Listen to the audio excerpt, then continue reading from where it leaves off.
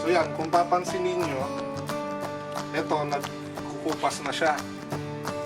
Yan o, kakalagay. Nauna natin dinagay yung atin, pero yung atin, mas malalim pa yung tubig nito. Buo pa yung mga letters.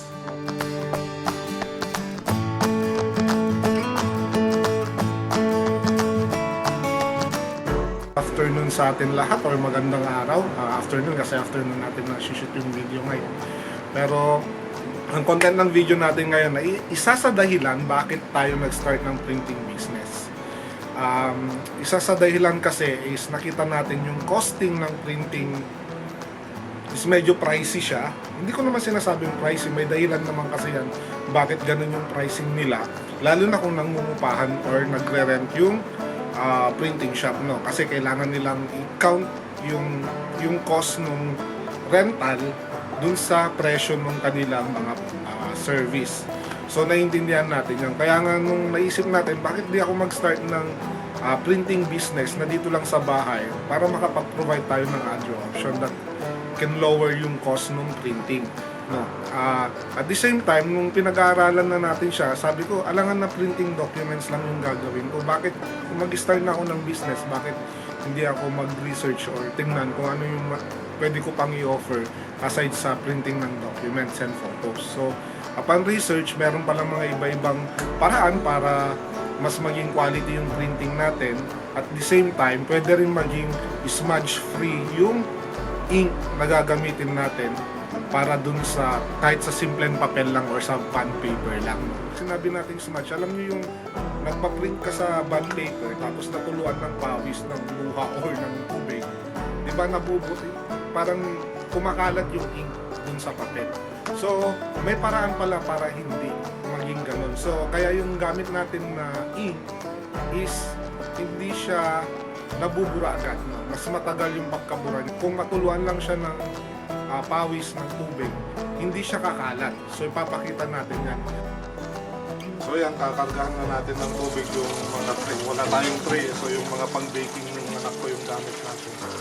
So ito yung mas malalim ito. Ito, mas mababaw.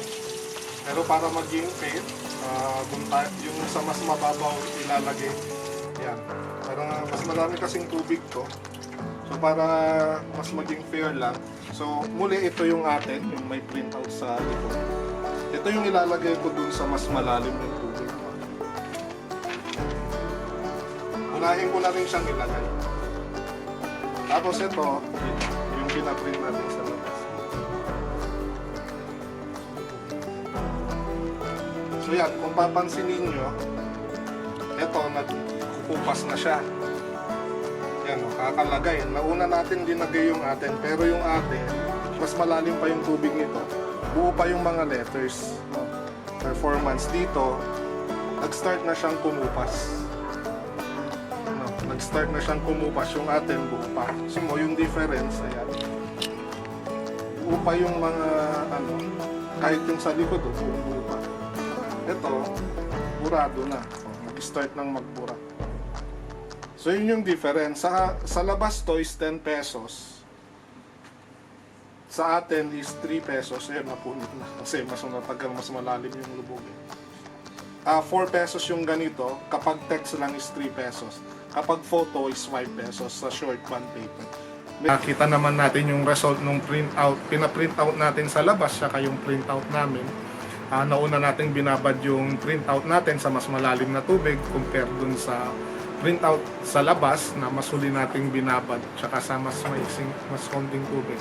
So mas kita natin na mas naunang kumupas yung ink dun sa bond paper. Kung meron kayong mga servicing needs or printing needs, huwag kayong mag-hesitate na i-follow ang aming FB page, Just Print and Wrap, and ang ating YouTube channel na Just Print and Wrap, para makita nyo yung ating mga ibang products. Muli, salamat po at ingat and stay hydrated sa sobrang init. Ayan, pinagpapawisan ako sa sobrang init.